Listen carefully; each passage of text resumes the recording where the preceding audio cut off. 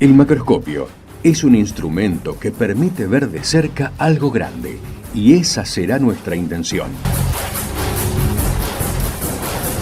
Acercarnos desde las pequeñas historias personales y sus recorridos al sistema científico nacional. ¿Quiénes lo conforman? ¿Cómo llegaron allí? ¿Desde dónde partieron? ¿Qué obstáculos tuvieron que sortear? Son solo algunas de las preguntas que estaremos contestando en nuestro programa. Les invitamos a escuchar estas trayectorias y a sus protagonistas.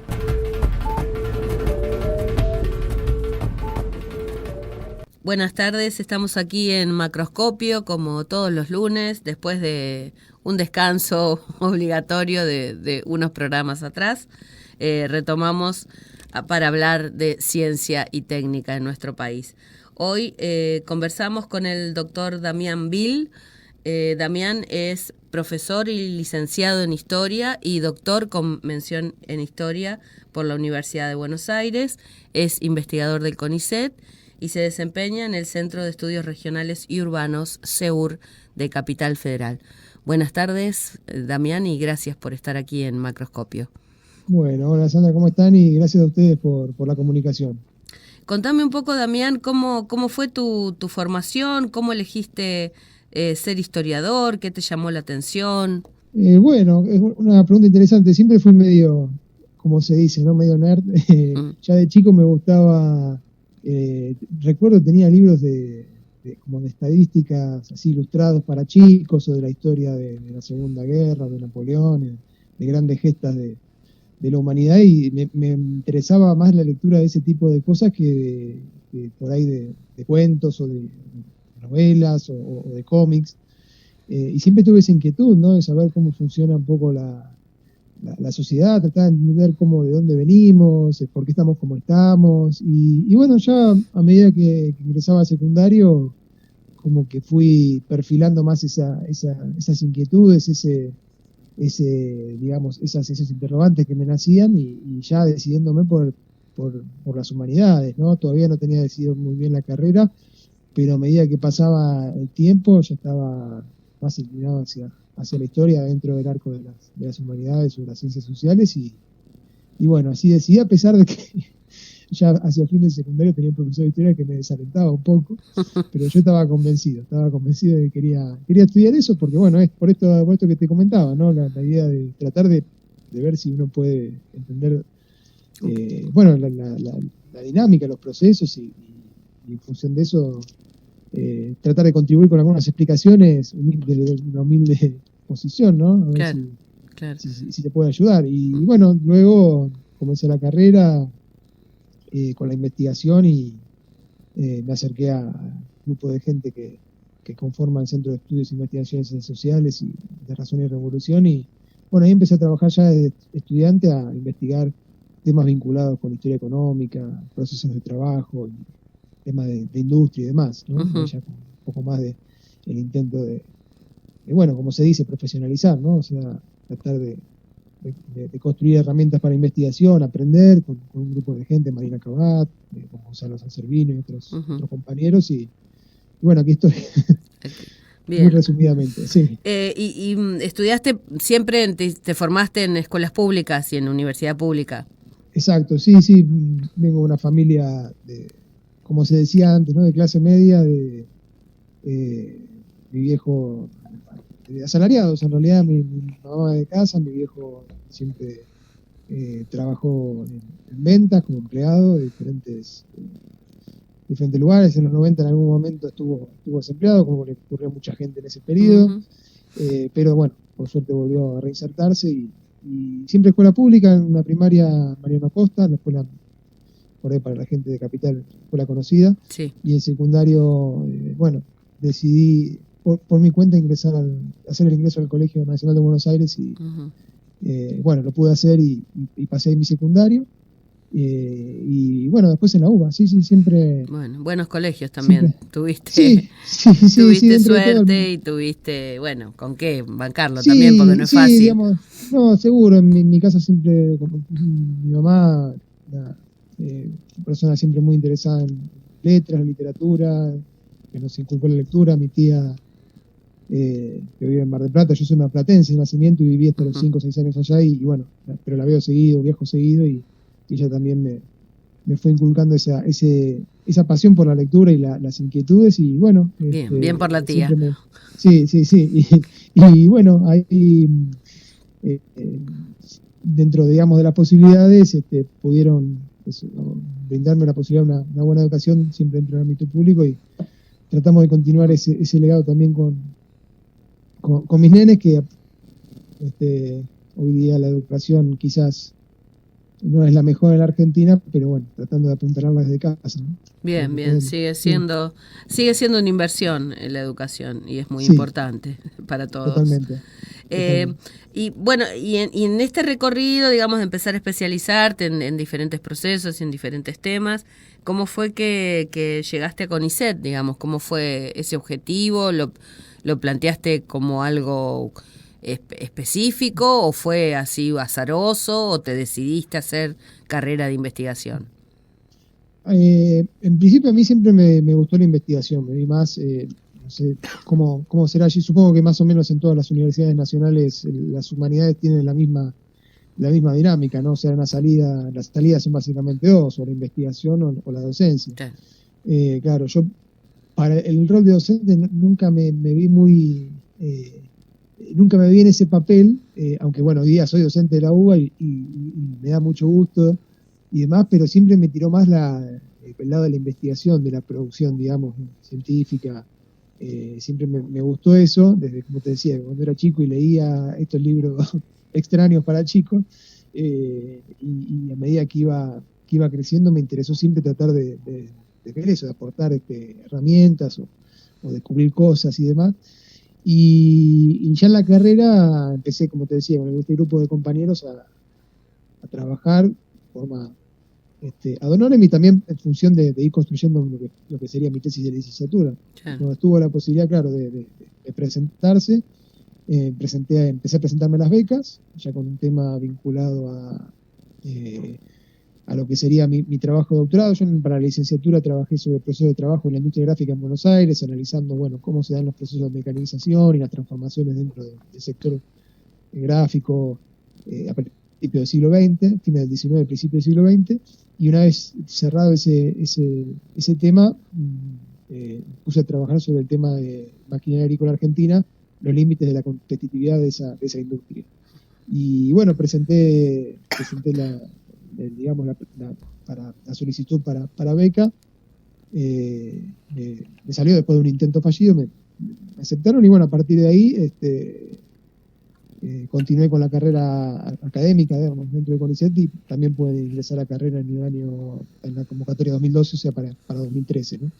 Fue, o sea, un planteo desde que estaba terminando la licenciatura y empezando el doctorado, ya fue un objetivo planteado en función de, bueno, para investigar, uno lo puede hacer, digamos, ad honorem y demás, pero obviamente los tiempos son distintos, ¿no? No, claro. Si uno, claro, tiene la intención de por ahí producir y dedicarse seriamente a eso, necesita profesionalizarse. Lamentablemente, bueno, hoy sabemos, ¿no?, cómo está la situación, en la cual hay muchos compañeros que quedan afuera, y además que los salarios no son los mejores, y todo lo que conocemos. Más allá de eso, yo lo hago me gusta y disfruto lo que hago, claro, a pesar de que, bueno, a veces vocación. las condiciones no son las mejores. Sí. Uh-huh. Sí, por eso también luchamos, ¿no? Pero bueno, sí, no, obviamente, también peleamos para eso, ¿no? Para que mejoren condiciones, pero se hace bastante complicado, muy cuesta arriba. Sí. Ahora, en todos estos temas, vos fuiste focalizándote en ciertos procesos que tienen que ver, bueno, casi con la economía, con la historia económica del país. Claro. Sí, siempre, digamos, me tiró, digamos, esa línea o ese ámbito, ese campo de trabajo. Primero, como te decía, con el tema de la industria gráfica, en un grupo que analizaba los procesos de trabajo en Argentina, que dirigía Marina Cabat, que es otra también investigadora de CONICET, y la idea era ver cómo se desarrollaban, digamos, las relaciones propiamente capitalistas en el ámbito de la economía o de la industria argentina. Por eso tomábamos diferentes ramas de la producción estudiando cómo se daba el proceso digamos, de pasaje a la gran industria, ¿no? O sea, el sistema de máquinas y demás. Y yo realicé ese trabajo para la industria gráfica, bueno, del cual dio la luz una tesis de licenciatura que después publicamos en formato libro. Y a continuación, una vez cerrado, como te decía, ese capítulo de investigación, pasé a trabajar ya más vinculado a la competitividad del sector de maquinaria agrícola, donde también reconstruir a la medida de lo posible los procesos de trabajo y los límites, los alcances y los límites de la actividad en el país, ¿no? A partir de, digamos, bueno, estructura, un acercamiento a estructura de costos, a la escala productiva, a la competencia internacional, más tratando de aportar elementos para analizar los límites del capitalismo en Argentina, ¿no? Bien. Y de la acumulación de capital. Sí, siempre desde ese ámbito, y ahora, digamos, ahora estoy trabajando en mi proyecto actual está vinculado a hacer lo mismo con la industria automotriz, pero bueno, la investigación por ahí, como tendrás experiencia, te va llevando por otros caminos. Claro, por otros caminos, pero además incluso dentro del mismo campo, ¿no? O sea, problemas ahora estoy viendo problemas de la industria, cuestiones vinculadas al tema del endeudamiento, el tema de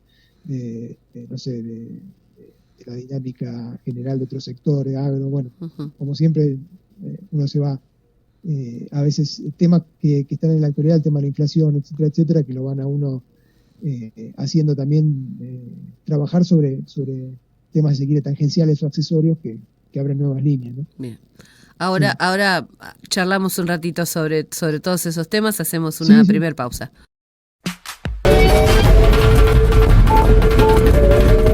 Macroscopio. Ver de cerca algo grande. Seguimos charlando con Damián Vil. Bueno, nos estaba comentando sus inicios en la investigación, en historia, procesos como de la industria gráfica, la industria de maquinaria agrícola, y me imagino que hubo, específicamente en el tema de maquinaria agrícola, me imagino, un cambio muy, muy importante en los 2000, ¿no? Con el tema de la sojización. Bueno, sí, ahí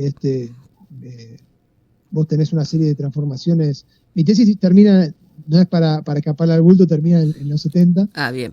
Sí, porque antes. Arranca en el siglo XIX, fines del siglo XIX, fue un trabajo de largo aliento. Termina antes, no, pero igualmente ese periodo lo estuve observando. Estamos trabajando en mi lugar de trabajo de CONICET, un proyecto que analiza ese tema. Y efectivamente, a partir de, digamos, previamente, ¿no? Ya a partir de la Revolución Verde, Estados Unidos, con la agricultura mundial en los 60, la aparición con fuerza de las hojas, el crecimiento de las oleaginasas en los 70, y en particular en la Argentina con la expansión de la siembra directa, que hoy día es gran parte de la siembra se hace bajo el procedimiento de siembra directa. Vos tenés un impulso fuerte a unos cambios tecnológicos muy, muy interesantes que te modifican toda la estructura del sector, la aparición de todo lo que tiene que ver con la electrónica, la agricultura de precisión, claro, todos los dispositivos tecnológicos que se utilizan hoy en día en las máquinas, que mucho dependen de eso, y a nivel internacional lo que parece como el eje de la competencia en la actividad hoy día es en gran medida toda la gestión de datos, ¿no? O sea, quién maneja y cómo maneja esos datos y cómo se los ofrece al usuario, el tema de claro, los rendimientos por sectores, datos de geolocalización o de climáticos, etcétera, para generar una optimización del uso del equipo, ¿no? Sí. Eso ha traído, ciertas consecuencias para los productores, para los fabricantes locales de maquinaria, aunque abren nichos para otro tipo de producciones, y es una cosa que aún está abierta y en proceso.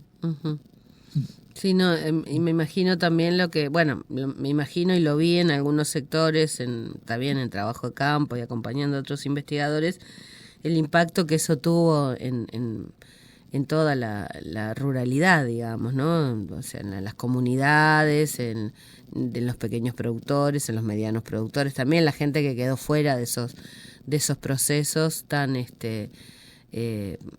tan vertiginosos, ¿no? Porque realmente fue Poco tiempo, en sí. muy poco tiempo, no, Totalmente. algunos no se Sí, pudieron sí. acomodar, digamos.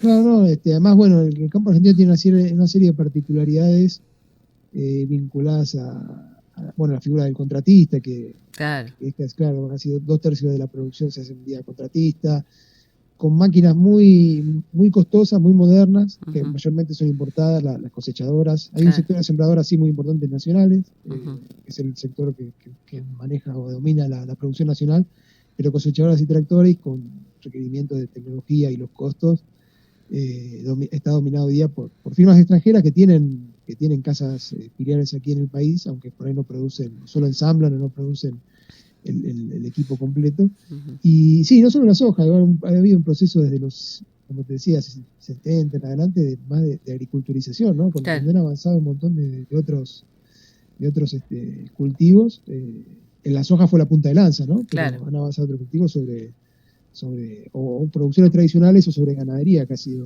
digamos, también. empujada hacia otro territorio marginal. Ujú. Sí. Ahora, en todo esto, en algún momento vos hablaste de que empezaste a ver el tema del endeudamiento, Sí. ¿Qué el tema? gran tema nacional. Sí. Nuestra deuda externa que cada vez es más abultada y parece que ese es nuestro destino. No estamos condenados al éxito, como dijo Dualde No, alguna no vez. parece, ¿No? sí, no parece. ¿Cómo te acercaste a ese tema? ¿Cómo lo estás desarrollando? Bueno, ahí lo mismo surgió la preocupación dentro del grupo de trabajo en CX de Razón y Revolución con una pregunta sobre, bueno, ¿qué papel juega la deuda en la Argentina? ¿Cuál es la naturaleza de la deuda? Que implica toda una serie de debates, una serie de interpretaciones en los cuales la deuda externa aparece como sobre todo desde el nacionalismo, los sectores de la izquierda también lo esgrimen este tipo de argumentos en el cuales la deuda aparece como un elemento de bloqueo, de traba, ¿no? Al desarrollo nacional.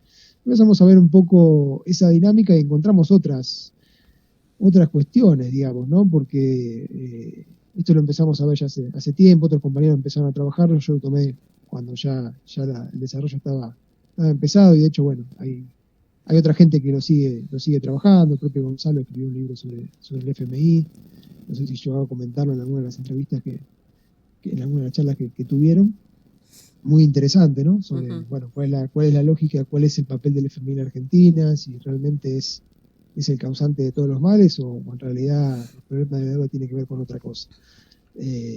O está escondiendo en realidad otro problema estructural de mayor profundidad. Nosotros creemos que esta es este Ujú. segundo punto es la explicación. O sea, la deuda no es una traba al desarrollo, sino que es una forma en la que tiene el capital que acumula la Argentina de compensar su atraso productivo. Me explico. A ver, en principio, en primer lugar, para desglosar un par de cuestiones, la Argentina no es uno de los países más endeudados a nivel mundial. De hecho, por el peso de la deuda pública, o sea, de la deuda total, externa, interna, hay países, por ejemplo, como Japón, que tienen 260% de su PBI, una deuda que equivale al 260% del PBI. Wow. Sí, tremendo. La Argentina hoy está entre los 70, 80, no está en un nivel súper elevado. De hecho, hay varios países arriba del 100% de endeudamiento público bruto sobre su PBI. Podemos listar entre ellos a Francia, España, Canadá, Estados Unidos, que es uno de los países más endeudados del mundo. Aparentemente China, lo que pasa es que los datos de China Claro, oficiales no. son un poco, hay que tomarlos con pinzas, pero lo que ocurre en China es que hay una serie, digamos, que cada tanto aparece con las burbujas inmobiliarias y demás, de endeudamiento de los gobiernos municipales, ¿no? Se llama Ujú. ¿no? Los vehículos de financiamiento de gobiernos municipales a partir de todo el sistema de la banca en la sombra, ¿no? Que es un sistema privado poco transparente y muchos especialistas calculan que China se acerca a una deuda también entre el 200 y el 300% de su PBI, lo cual es, Es ¿no? una- Es grande. Y a nivel de la deuda externa, para Latinoamérica, la Argentina es un país de endeudamiento medio, o sea, Ujú. en relación al PBI, datos de 2021, eh, tenés que la Argentina tiene un 33% la deuda externa representaría un 33% del PBI, y está el 32% del PBI, perdón, está al nivel de Uruguay, de Honduras, un poquito más arriba de Bolivia, pero estaba debajo de muchos países de Centroamérica y que del propio Ecuador, ¿no? O sea, no es la deuda un elemento, o no es la Argentina algo que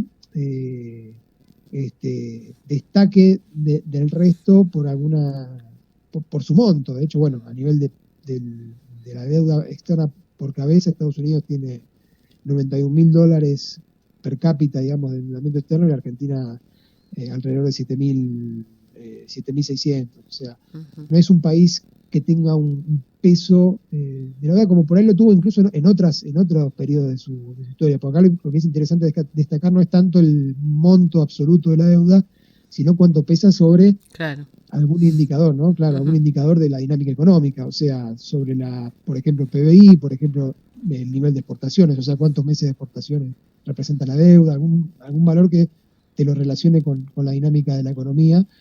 Y ahí cuando se analiza eso, se ve que no es el país más endeudado del mundo, ni que destaque de la generalidad o de la región como algo particular.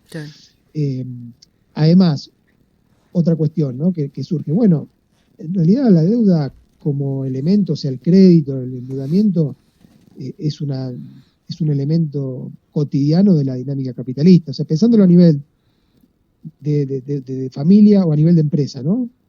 Que a veces uno se endeuda porque no sé, que quiere mudar, quiere mejorar sus condiciones de vida, o se quiere comprar un vehículo, o no sé, o quiere arreglar la casa. O sea, uno muchas veces eso por ahí está fuera del alcance digamos, de los ingresos que tiene comúnmente uno, entonces va y se endeuda. Una empresa lo mismo, quizás para, no sé, poner una fábrica nueva o renovar maquinaria, no espera a que el negocio, a la rotación del negocio formalmente, sino que se va a su banco, digamos, de cabecera, para decirlo de alguna manera, pide un crédito, renueva maquinaria, expande su escala de acumulación, y bueno, después le paga al prestamista su participación, claro, lo que debe, ¿no? O sea, como se toman créditos para crecer. De hecho, la Argentina es muy interesante todo este problema de la deuda, porque durante el siglo XIX y el principio del siglo XX, la Argentina tenía más esta dinámica de un país que se endeudaba, y esa deuda se utilizaba, digamos, de manera de expandir digamos, la dinámica económica, ya sea, ¿no?, por obras de infraestructura, de importación de insumos necesarios para esas obras, etcétera, etcétera. Y digamos, el tamaño de la economía argentina crecía. En cambio, ¿qué parece? A partir de los años 50 aproximadamente, la deuda que toma la Argentina en realidad lo que viene a hacer es como esa empresa que se está fundiendo y toma deuda para pagar sueldos, o para pagar cargas sociales, o para pagar cargas previsionales, o esa familia que los ingresos no le alcanzan y tienen que tarjetear para comer o para sobrevivir, ¿no? O sea, la Argentina se endeuda cada vez más, pero como forma de compensar su atraso productivo como país capitalista, ¿no? El atraso productivo no tiene necesariamente que ver con una falta de capitalismo, sino con una serie de cuestiones que limitan la competitividad de la Argentina. Porque, a ver, la Argentina es un país chico, o sea, tiene un mercado interno pequeño, ¿no? Es decir, que como base de acumulación no alcanza el mercado interno para que un capital que acumula en el país alcance escalas o una productividad que le permita competir en el mercado mundial con los grandes, con las grandes firmas. Porque además, ¿qué pasa? La Argentina llega tarde a ese concierto mundial, ¿no? Llega cuando empieza, eso es interesante, cuando yo me puse a ver el tema de maquinaria agrícola, me encontré con que los pioneros de la producción de maquinaria agrícola en el país reproducen de forma hasta muy parecida en su vida cotidiana el recorrido de los pioneros en Estados Unidos, o sea, de John Deere, McCormick. Pero claro, cuando esta gente en Argentina empieza a producir arados, sembradoras, etcétera, ya se enfrentan con empresas cuando tienen que producir incluso para el mercado interno, se enfrentan con empresas que ya dominan el mercado mundial, tienen una escala de producción pero monstruosa. Entonces es muy difícil competir con esa. Es lo que le pasa a la industria automotriz. O sea, la industria automotriz empieza fines del siglo XIX hasta la década 10, 20, que ya ahí empieza una producción en serie con Ford, con Henry Ford y demás. Y en Argentina esa industria empieza en los 50, 60, Sí. realmente más cerca de los 60 que en los 50, porque la década de los 50 es más un momento de instalación y demás. Entonces, el capital industrial que acumula el país se encuentra con esas trabas. ¿Qué pasa? Uno podría decir, bueno, hay otros ejemplos como el sudeste asiático, que entran a competir tarde, parten incluso de puntos más bajos que la Argentina. Si querés otro día, por ahí hablamos con más detalle de esa experiencia del sudeste asiático, pero ahí la mayor parte de esos países tienen un elemento de compensación que es una masa de población disponible para ocuparse con bajos salarios, lo cual Argentina no lo tiene. No. Uh-huh. Claro. En el caso chino, mirá, por ejemplo, ¿no? Que empieza a competir de esa manera. O sea, había bajos salarios con producciones muy simples y ahora obviamente se va complejizando a partir de que, la dinámica de la acumulación va increyendo. Pero el caso de Argentina no lo tiene. Argentina tiene una compensación que tiene que ver, como mencionaste vos recién, el tema de su sector agrario, ¿no? Que es muy dinámico y por una serie de circunstancias lo que ocurre es cuando la Argentina exporta, recibe lo que se llama renta diferencial de la tierra, cuando exporta bienes agropecuarios. Una serie de circunstancias que tienen que ver con que la tierra argentina es buena, a nivel geográfico ingresan al mercado mundial cuando las existencias en el hemisferio norte se agotan. Bueno, tiene una serie de ventajas que hacen que con precios internacionales X, la Argentina con un costo de producción más bajo pueda vender al precio internacional más alto y obtener un plus, ¿no? Es una renta diferencial. Y esa masa de riqueza impulsa la economía argentina, impulsa sectores no agrarios por diferentes mecanismos hasta los años 40-50. En los años 40-50 ese mecanismo empieza a agotarse porque el sector no agrario ha crecido mucho, pero no se puede sostener por sí mismo, o sea, no exporta, no genera divisas, sino que las demanda, y el sector agrario ya no alcanza para sostener al grueso de la estructura productiva argentina. Entonces, ¿qué pasa a partir de los 50? Perdón que me estoy extendiendo, pero parece que por ahí es la parte Dale, que está interesantísimo. Sí. No, pero ¿por qué parece la deuda, no? A partir de los 50 se da esta situación en la cual ya la estructura, digamos, el agro, la exportación agraria, no porque hay una crisis interna mundial, hay una situación en la cual Argentina es expulsada de los mercados mundiales en el periodo del Plan Marshall, hay una serie de coyunturas específicas, pero igualmente después la Argentina va a volver con fuerza. Recién hablábamos de las soja, 60, 70, uh-huh. Ya de nuevo. Pero lo que es importante es que a pesar de que el sector agrario agropecuario en general, ¿no? Ganadería, sí. Agricultura, sigue siendo dinámico y exportando, no logra sostener al resto de la vida social que se dio origen en el periodo previo. Entonces, ¿qué pasa?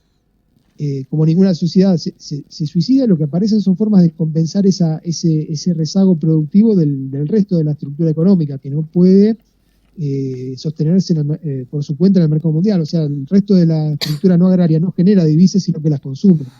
O sea, genera exportaciones, pero lo que consume para proveerse de insumos, para importar bienes de capital, es mayor a lo que genera. O sea, entonces aparece lo que por ahí en algunos lugares de la historiografía se denomina la restricción externa, ¿no? O sea, la escasez de divisas, lo que estamos viendo ahora, uh-huh. Por una coyuntura específica que tiene que ver con la sequía. Bueno, pero más allá de eso, cada tanto vivimos este momento en los cuales en la Argentina se empiezan a agotar las reservas y aparecen todas las mecanismos de control del dólar, cepo, las licencias no automáticas, los mecanismos para retrasar el pago de importaciones o para retener dólares de exportación, todas las cuestiones que tienen que ver con esta dinámica económica, y entonces empiezan a aparecer formas de compensar esa situación.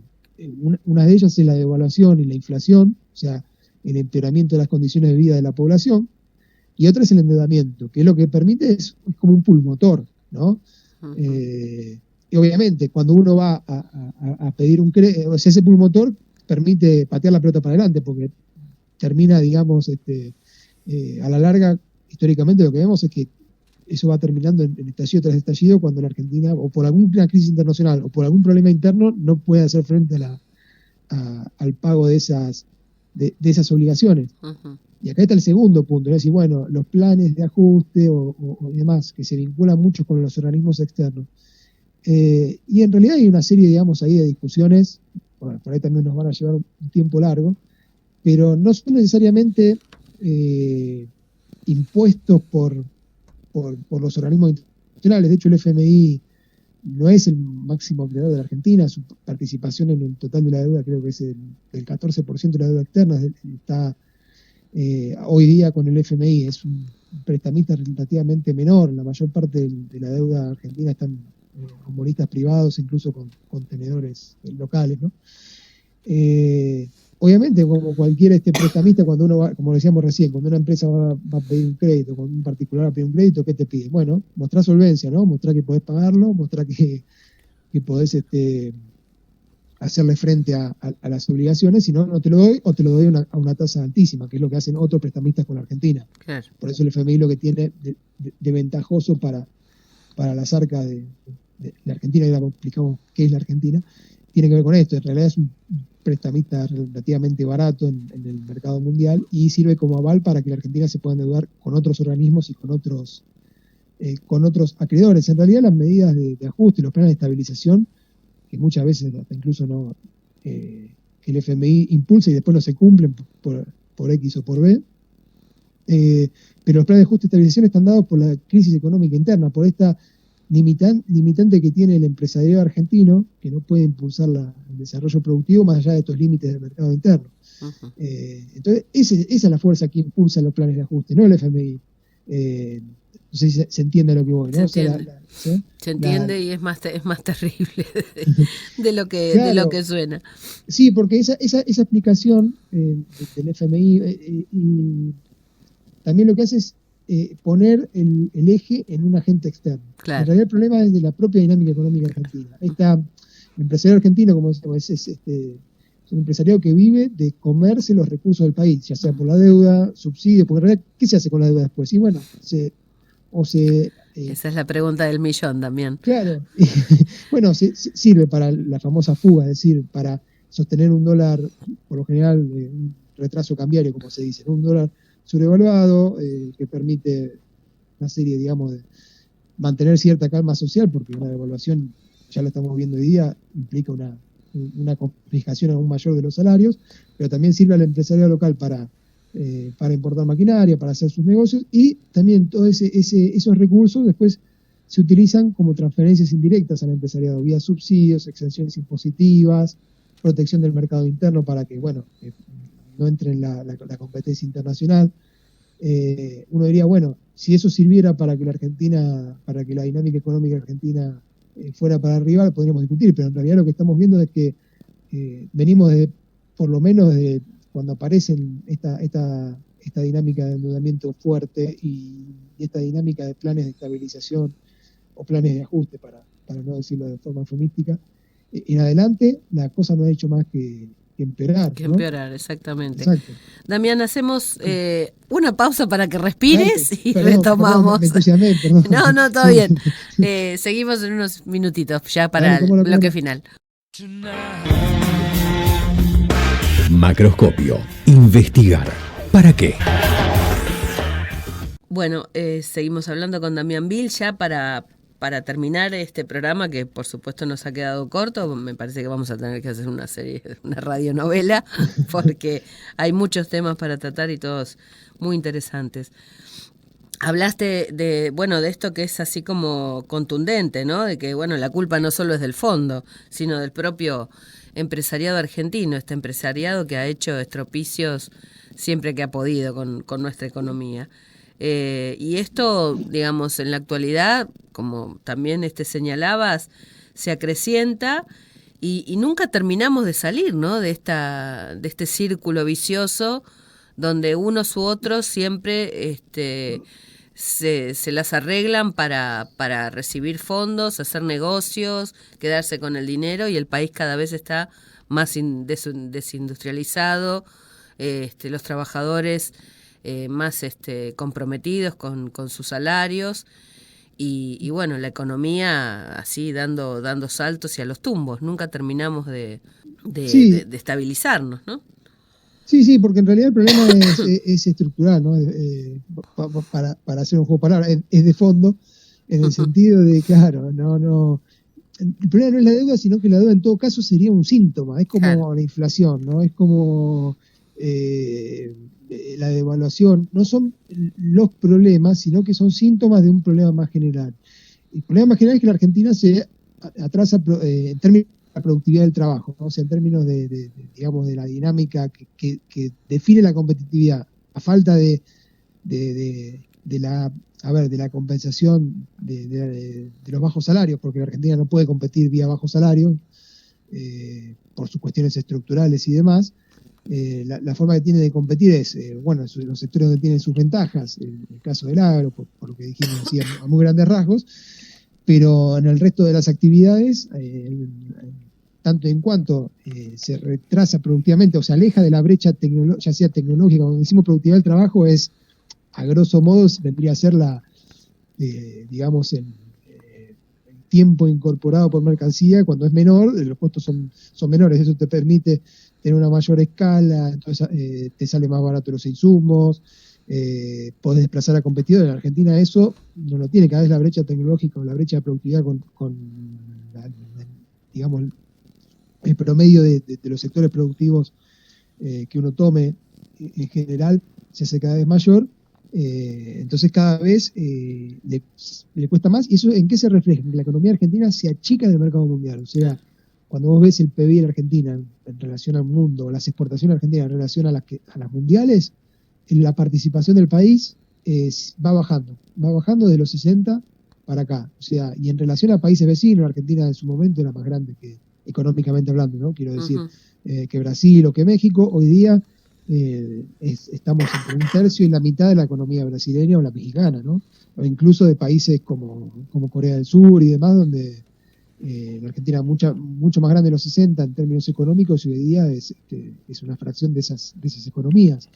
Entonces el problema está ahí, la deuda viene a ser un intento de retrasar los efectos de esa cuestión, y el FMI es uno de los tantos prestamistas, como decíamos, ¿no? El problema tiene que ver con que la burguesía o los empresarios argentinos son incapaces de impulsar la dinámica productiva, no pues tampoco como una cuestión, digamos, si quieren necesariamente de maldad, porque están siempre presionando para obtener mejores condiciones, claro, que implica lo que decís vos también, ¿no? O sea, ¿para qué piden reforma laboral? Y bueno, para acumular con mayor facilidad, es decir, a menores salarios, a menores de resistencia o capacidad obrera no sé, por ejemplo, de reclamar indemnización o lo que fuera, ellos van a tener mejores condiciones de acumulación, van a aumentar sus tasas de ganancias. Pero en la historia argentina eso ya hemos visto que hubo muchos intentos, mencionamos los 90, o sea, ¿qué otro ejemplo podáis de reforma tan fuerte? Recordaremos la reforma, la flexibilización que estaba de moda y demás, y eso no sirvió ni alcanzó para,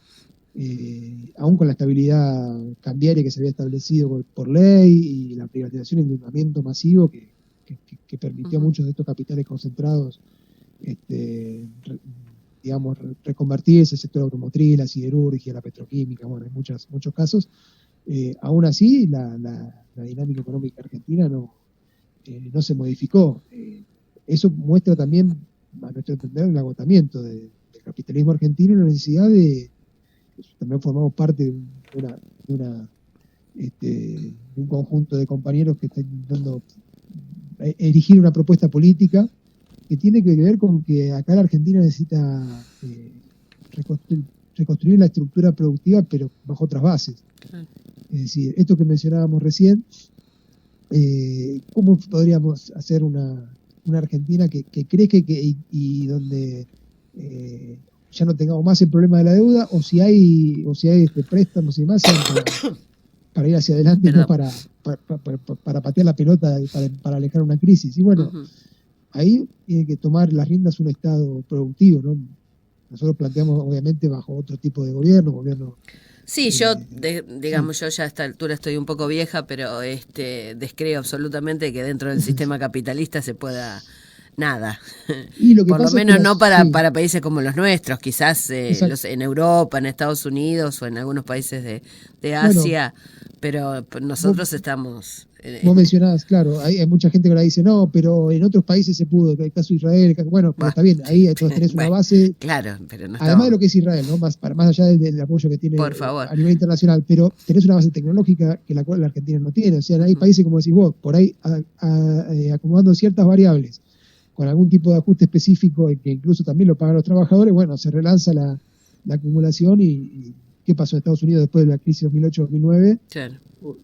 Hubo ese salvataje de los bancos y demás, pero también un estancamiento del salario real y eso permitió cierta recuperación económica, obviamente a partir de que los trabajadores estuvieron en peores condiciones. Pero el sistema, en términos de capitalistas, de alguna manera logró un impasse, porque la crisis sigue dando vueltas, sigue una serie de cuestiones, pero Estados Unidos recuperó competitividad, bueno, a partir de eso también la disputa con China. Eso por ahí para otra charla. Pero sí. claro, pero el caso argentino, las salidas son radicales, radicales en el sentido, no de partido radical. No, por Dios, no, ya de eso también tuvimos. No, también lo tuvimos, pero me refiero a que son medidas extremas, o sea, dentro del marco capitalista, no hay mucha salida, sino es con una destrucción de las condiciones de vida de la población enorme. No, y aparte por lo que comentabas también, por el propio tipo de burguesía o de empresariado que tenemos, ¿no? Que también es bastante particular a diferencia de otros burgueses y empresarios de otros países, digamos. Claro, lo que pasa es que la concentración, digamos, y el aumento de escala implica también la liquidación de casi prácticamente la totalidad de la burguesía argentina. Por eso también los que se oponen a los planes más, se quiere, entre comillas, más audaces, que tampoco están en el horizonte en términos capitalistas porque nadie los plantea, pero ya las tímidas reformas que se intentaron y demás, lo que los bloquea es la propia burguesía argentina. Claro. Que se la lleva puesta un cambio, digamos, en este sentido. Sí, como decíamos, bajo estas relaciones no hay más salida que un avance muy fuerte sobre las condiciones de vida de la población y convertirnos en, claro, mano de obra muy barata con algunos sectores o un capitalismo, de comillas, mediocre, con pocas ramas productivas, como algunos vecinos latinoamericanos, con pocas ramas de producción, pero que obviamente donde va a sobrar mucha gente. Sí. Que se va a tener que ir o, bueno, no sé. Digo, no es nuestra solución, quiero decir, en función de lo que estábamos charlando. No, sí, seguro, sí, eso, es lo que es el panorama posible. Exacto, por eso la Argentina tiene que apostar a otra, entendemos que tiene que apostar a otra forma. Exacto, y esto tiene que ver, digamos, hay que sacarse encima a la clase que nos trajo hasta acá y pensar que digamos, un Estado productivo y que piensen, digamos, en el bien social, haga cargo de la producción. Hay muchos sectores que el capital privado no explota porque no tienen rentabilidad o la inversión inicial es muy grande y que podrían en relativamente poco tiempo generar un alivio. Sectores, quiero decir, de baja tecnología, que no necesiten mucha inversión y mucha importación de insumos, que eso es un problema para la balanza de divisas hoy día, pero que podrían generar un alivio en función de un plan de reactivación más general que apunte, sí, a sectores de alta tecnología. Bueno, empezamos la charla hablando de la educación y demás. La Argentina, a pesar de todo lo mal que estamos en nivel de educación, todavía tiene un recurso, un capital humano, como se dice, sí.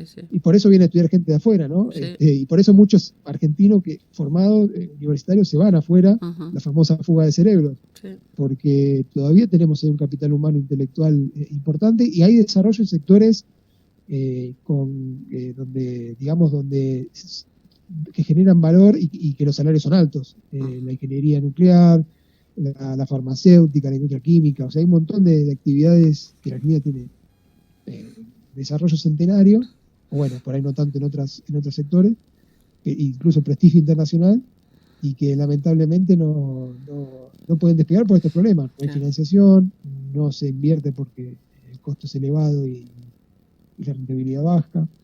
Y bueno, vemos que el capital privado no está dispuesto No, hacerlo, ¿no? por Con supuesto todas que sus no. facilidades. No, Sí, no pasa por ahí.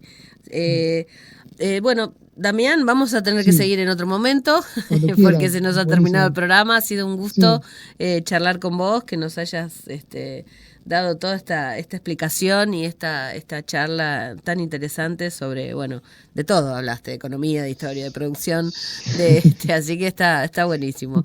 Te sí, agradezco sí. mucho y bueno, en algún otro momento volveremos con otro tema. Por favor, cuando quieran, sí, perdón, a veces me entusiasmo y bueno, hay muchas, es un tema que la verdad que dispara líneas por todos lados y debates por todos lados y bueno, quizás se hace extenso. Cuando quieran volvemos a charlar o Sí, por bueno, favor, aprovechamos tu entusiasmo. dale, o Dale. bueno, también hay otros compañeros que los pueden, También vamos los a pueden- convocarlos. por favor, y bueno, cuando fue un gusto y saludo para vos, para la gente de allí, para la audiencia y bueno, hay que seguir la idea Hay que de seguir, hay producir, que hay que insistir, seguir, hay que hay que insistir. insistir y bueno, seguir produciendo para tratar de darle forma a propuestas que puedan sacar Adelante el país, adelante obvio, el país, claro, sin ajuste, ¿no? Porque si no es obvio. para atrás, Esa es la consigna. la consigna, exactamente. Gracias, Damián. Un abrazo. Hasta luego. Hoy escuchamos en Macroscopio Nos siguen pegando abajo, de Charly García, Don't Stop Me Now, Queen, Imposible, de Callejeros y La Tortilla, de Quilapayún. Nos despedimos hasta algún lunes. Sandra Nicosia, Operación Técnica Beco Blanco.